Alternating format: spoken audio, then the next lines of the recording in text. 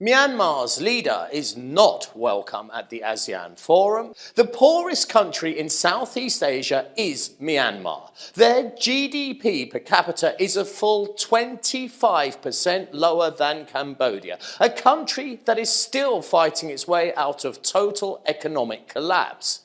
And things for Myanmar are not getting any better, as yet again they have been excluded from the ASEAN forums.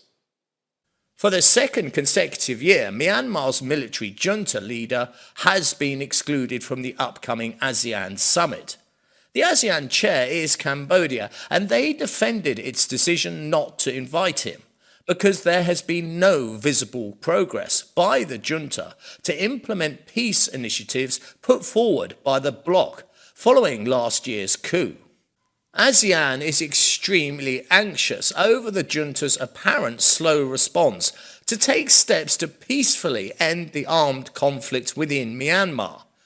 Also, the military government has done little to implement the bloc's 5-point consensus, agreed by all members of the ASEAN, and even by the dictator of Myanmar himself. But now he has chosen not to follow promises with action, and yet again chooses violent conflict over peaceful resolution. Human rights group AAPP has confirmed that 2,500 civilian deaths have been recorded, and over 15,000 people have been detained by the regime. But the real tipping point for the ASEAN is when the brutal dictatorship executed 4 opposition activists who were convicted by a sham court and then simply murdered.